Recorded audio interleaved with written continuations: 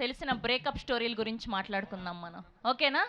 మీ so ఒకళ్ళు ఊరికే అమ్మాయిలు ప్రపోజ్ చేస్తారు, రాఖీ కట్టించుకుని మ్, చివరికి ఆయన బ్రదర్ అయిపోయారు. అయ్యయ్యో, నిజంగానే బ్రదర్ అయిపోయారా? ఎగ్జాక్ట్లీ. ఓహో, సామాజిక వర్గం స్టోరీ ఇక్కడ చెప్పారా మీరు? ముగ్గురు ఫ్రెండ్స్ ఉన్నారు. మ్, మా ఫ్రెండ్ వాడు లవ్ చేస్తుండు. వాళ్ళిద్దరు స్కూల్ ఫ్రెండ్స్. కాకపోతే వాళ్ళు 10 years దాకా సిన్సియర్గా చేసిండు వాడు. ఎట్ ద సేమ్ టైం వాళ్ళిద్దరు బెస్ట్ ఫ్రెండ్స్ కానీ ట్రిప్ పంపించేసిండు. ట్రిప్కి ఎట్లా 10,000 ఇచ్చి బెస్ట్ ఫ్రెండ్తో వెళ్తే ఇంకా కేరింగ్గా ఉంటుందని పంపించేసాడు అనమాట. వాళ్ళు రిటర్న్ వచ్చేలోపు ఈయనకి బ్రేకప్ అయింది, వానికి ప్యాకప్ అయింది. స్కూల్లో ఏదో అంటే ఆమె నాకు ఇంగ్లీష్ మాత్రం వచ్చు, ఆమెకు అన్ని సబ్జెక్టులు వచ్చు. ఆమె ఇంగ్లీష్లోనే రాదు, ఐ మీన్ ఇంగ్లీష్ సబ్జెక్ట్ రాదు, మిగిలిన అన్ని సబ్జెక్ట్ ఆమెకు వచ్చు అనమాట. సో నేనేం చేశాను, నాకు వచ్చిన ఇంగ్లీష్ ఆమెకు నేర్పించాను, ఆమెకు వచ్చిన సబ్జెక్ట్ నాకు నేర్పించింది. సో అలా కళ్ళు కలిసాయి. తర్వాత ఏం కాలేదు, జస్ట్ కలిసాయి. ఆగమా విను విన్నీరా. అయితే దాని తర్వాత ఆమెని క్లాస్ లీడర్, ఆమె నేను చెప్పిన ఇంగ్లీష్తో చదివేసి క్లాస్ లీడర్ అయింది. నేను వెనకాల కూర్చున్నాను. ఒకరోజు ఫైటింగ్ లైక్ పక్క బెంచ్ వాడితో ఫైటింగ్ అవుతూ ఉంటుంది కదా, అలా అవుతూ ఉంటే ఆమె క్లాస్ లీడర్ నా పేరు రాసింది బోర్డు మీద. నువ్వు నా పేరు రాస్తావా, నీ ఎంత ధైర్యం అని చెప్పి తనతో గొడవ పడితే తను వెళ్ళి హెచ్ఓడికి కంప్లైంట్ ఇచ్చింది. అయితే హెచ్ఓడి కంప్లైంట్ ఇస్తే సరే నేను వీడు ఇద్దరిని తీసుకెళ్ళి మమ్మల్ని అక్కడ పెట్టింది.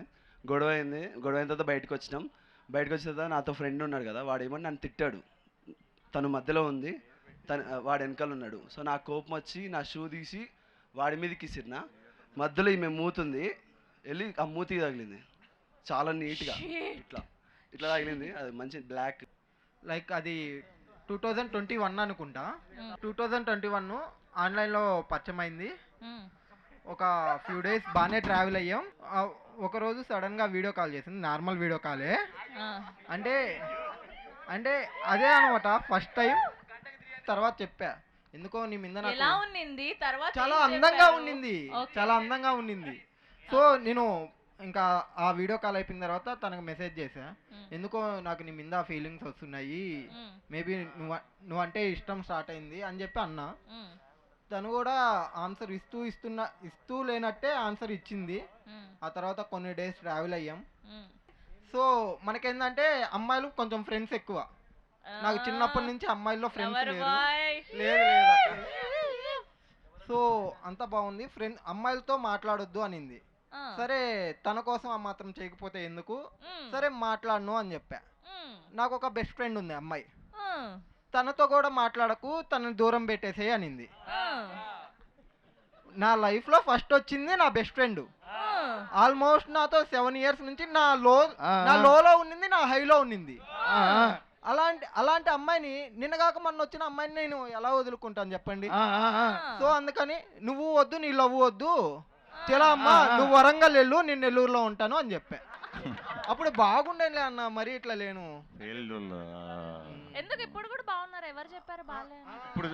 ఇప్పుడు చాలా బాగున్నావు కదా. మీరు అట్లా అనకండి, సిగ్గేస్తుంది. 3 గంటలు అవ్వేది. ఇన్స్టాగ్రామ్లో ఒక అమ్మాయి మెసేజ్ చేస్తే సంధ్య థియేటర్ కాడికి రమ్మన్నా. అప్పుడు వర్షం సినిమా రిలీజ్ అయింది. అయితే ఆ అమ్మాయి నేను కలిసి థియేటర్ ఎగరలాడినాం. అయితే ఆ అమ్మాయి ఫేక్ అకౌంట్ అనుకున్నా. Fake account? ఫేక్. అయితే రియల్ స్టోరీ. అందుకే చదువుకోండి ఫస్ట్. చదువుకుంటున్నాక చెప్పు. అయితే ఆ అమ్మాయి ప్రపోజ్ చేసింది, కానీ సినిమా అయిపోయే లోపల ఆమె డాన్స్ చేసింది. నేను నేను డాన్స్ చేయడానికే ఆమె తోలుకోయినా, వీడియో రికార్డింగ్ చేయడానికే. ఆమె వీడియో రికార్డింగ్ చేయడానికి తోలుకోయినా.